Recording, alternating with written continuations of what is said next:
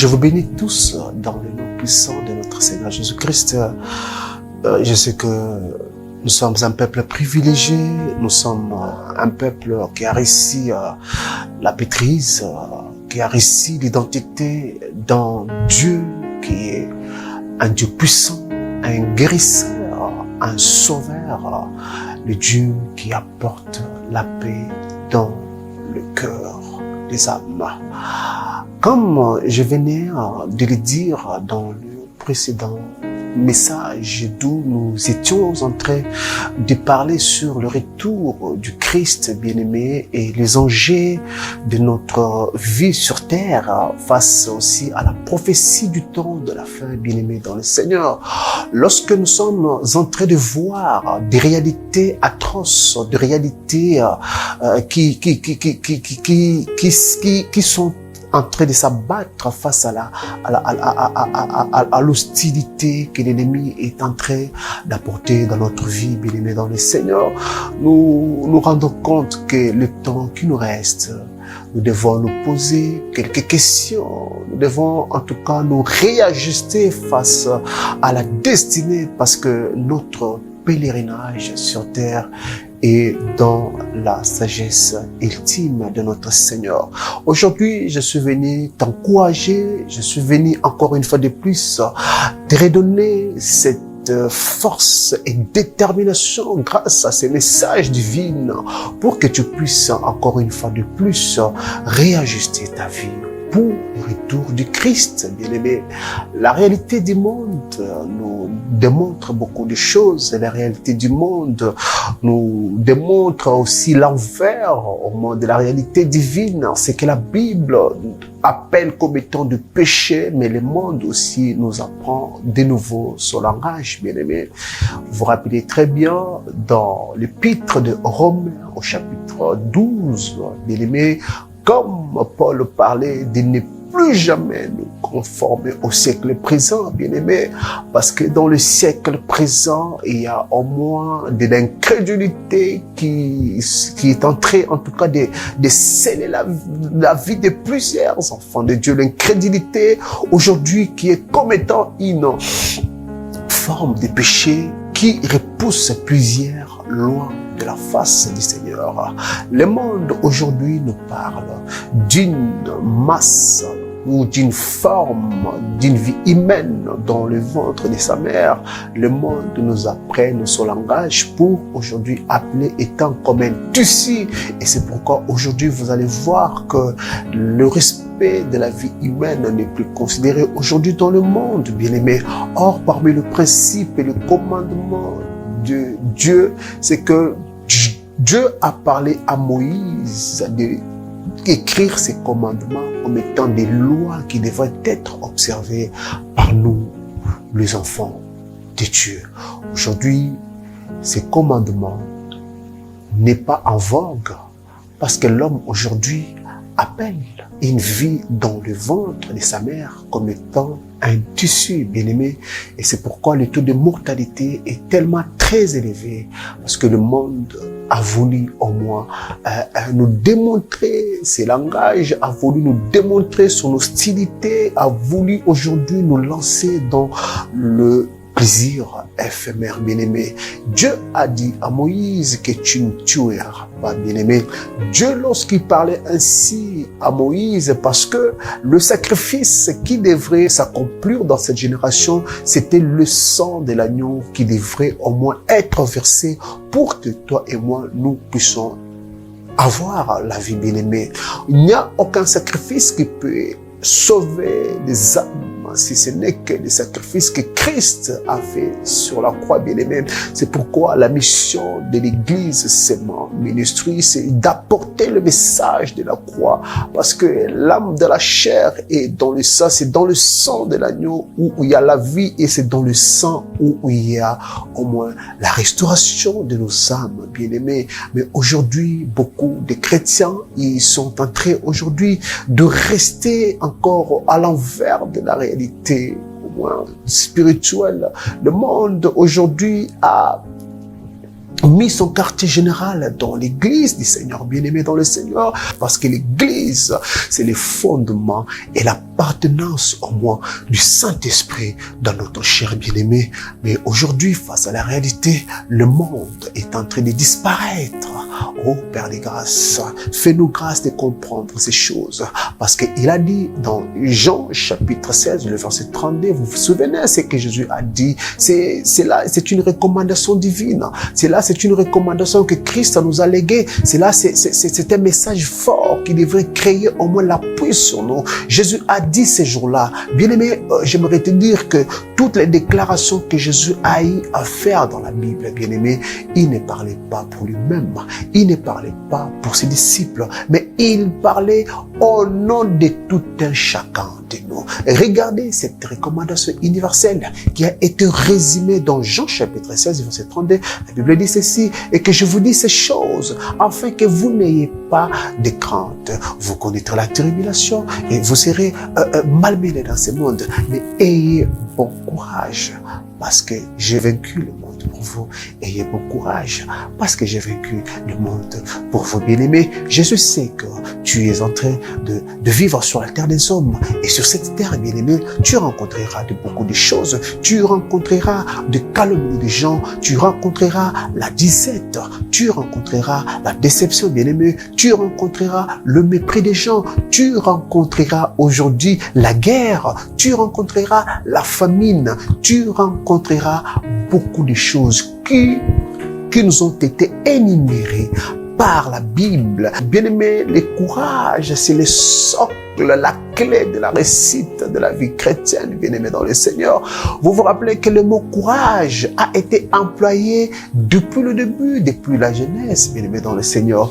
Dieu, il a instauré le mystère au moins du courage, justement parce qu'il avait laissé le libre arbitre devant l'homme. Dieu se sert rien que de notre détermination. C'est pourquoi il a dit à Josué, et bon courage, je serai avec toi, comme j'ai été avec Moïse, comme je ne cesse toujours de le dire, que Dieu, lorsqu'il était venu dans la chair pour prendre la place de l'homme sur terre, bien-aimé, il n'avait pas voulu sauver un peuple qui était si fort, mais Jésus était venu nécessairement avec la mission de te sauver, toi qui es faible, toi qui te sens aujourd'hui dans l'angoisse, toi qui te sens rejeté, toi qui n'as plus l'importance au monde, toi qui te sens aujourd'hui au bout de la pression, où tu sens que tu n'as pas encore la volonté de vivre sur terre. Le Seigneur a donné sa vie pour toi, afin que tu puisses aujourd'hui être parmi les élus du ciel. C'est pourquoi je suis venu te dire, ne te conforme pas au siècle présent, parce que dans le siècle présent, c'est la haine et l'inimitié qui est en train d'abattre les records. Aujourd'hui, il y a beaucoup de scandales. Aujourd'hui, dans l'église, il y a beaucoup de scandales dans le monde aujourd'hui, parce que l'amour n'est plus dans ce monde. La foi n'est plus dans ce monde. Jésus a parlé cela. Jésus a dit l'autre fois, oh bien-aimé, vous vous rappelez, il a dit, le jour où je viendrai, trouverai-je encore la foi? Parce qu'il savait que au temps de la fin, l'homme sera ami du monde. L'homme sera matérialiste. L'homme sera ami de l'argent. L'homme sera dans l'apanage de l'intérêt, et l'amour de l'homme face à son Dieu baissera. Mais l'homme cherchera toujours à avoir le désir d'être aimé. L'homme pensera toujours que sa vie sur terre, elle est d'une durée indéterminée. Mais bien-aimé, je suis venu te dire, notre vie sur la terre des hommes, elle est d'une courte durée. Si tu es fort, bien-aimé, tu peux vivre jusqu'à 80 ans, ou au-delà de 80 ans, ce n'est que de maladies qui vont toujours t'accompagner. Mais la vie que nous attend au-delà, c'est une vie de l'éternité, où nous allons jouir de la présence de Dieu, où nous allons rester avec notre Seigneur ensemble, où nous ne serons pas encore cibles à la souffrance du monde. Mais pourquoi veux-tu vivre ta vie sur la terre des hommes pour perdre ton âme pour l'éternité, bien-aimé? Sors du milieu de tous ces hypocrites. Sors du milieu de personnes qui te découragent aujourd'hui de continuer dans la vie chrétienne, bien-aimé, parce que je sais une seule chose, que là, le royaume de Dieu n'est pas pour les passifs, mais le royaume de Dieu, c'est pour les actifs. Et si tu n'es pas actif, tu ne vivras pas la gloire de Dieu sur la terre des hommes. Le passif que la Bible parle, c'est pour le champion, c'est pour le guerrier, le gens qui sait de se lever au-delà du tourment, au-delà de la douleur qu'il ressent, au-delà de la foule qui le bloque. Mais ce sont des guerriers qui savent aller jusqu'au bout. Même lorsque aujourd'hui il n'a pas l'argent, il va se lever pour dire que je ne peux pas résumer ma vie face à la réalité présente, mais je vais toujours continuer à être dans la présence de Dieu. Et au-delà d'être dans la présence du Seigneur bien-aimé, le guerrier va aller travailler, parce qu'il a dit que l'homme mangera la sueur de son front bien-aimé. Même si Dieu t'a promis le ciel, même si Dieu t'a promis aujourd'hui que demain tu seras marié bien-aimé, mais le guerrier ou une guerrière dans le Seigneur bien-aimé, c'est celui qui dit non à la souffrance bien-aimé dans le Seigneur. C'est pourquoi le royaume de Dieu n'est pas pour les passifs, mais c'est pour les actifs. Nous devons être actifs, déterminés dans notre vie. Et nous devons être déterminés face à des montagnes, face aux épreuves, face aux difficultés. Bien-aimés, nous devons être les déterminés. Enfin, aujourd'hui, de devenir le marque, l'image bénie de Dieu, pour que ce monde qui a de l'incrédulité, qui a l'amertume et l'endurcissement du cœur, pour croire encore à ce Jésus, qu'il puisse se repentir. Parce que la Bible déclare qu'il viendra le jour où le dernier des païens se convertira. Jésus revient bientôt, bien-aimé. Mets ta vie à l'ordre. Essaie de suivre cette marche que Christ t'a déjà établie. De dire que si tu m'aimes, tu dois garder mes commandements. Vous connaissez très bien l'histoire de la Vierge.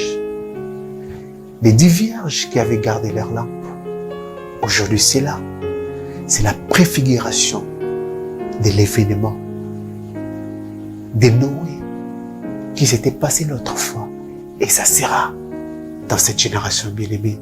Aujourd'hui, toi, tu es né derrière les hommes pour chercher l'amour des hommes, pour être une étoile qui brille rien que pour les hommes, pour aujourd'hui chercher à jouer aux vedettes, bien-aimés, pour continuer à faire plaisir au monde bien-aimé. Mais tu oublies que l'instant qui nous reste, c'est l'instant où chacun de nous devrait pleurer pour sa vie bien-aimé. Parce que l'heure, ni la minute, ni le temps, même les anges du ciel ne les connaissent pas. Mais il a dit tout simplement, je viendrai comme un voleur. C'est pourquoi 2 qui seront dans un même champ, l'autre partira et l'autre restera bien-aimé dans le Seigneur. Même les gens qui seront couchés à 2, il y aura toujours un qui partira et l'autre qui restera. Mais toi aujourd'hui, qui se confie au plaisir du monde, toi aujourd'hui qui se fait des selfies, toi aujourd'hui qui a besoin de gagner les gens au travers les réseaux sociaux, toi qui passes tout ton temps aujourd'hui devant la télé pour ne rien faire, toi aujourd'hui qui continue à calomnier les gens, à parler en mal des gens, à ne pas donner le temps au Saint-Esprit. Mais bientôt, Christ reviendra. Mais pose-toi la question. Que fais-tu? Où allais-tu? Et qui es-tu vraiment? Que le Dieu du ciel te bénisse. Qu'il te comble de sa puissance et de son onction.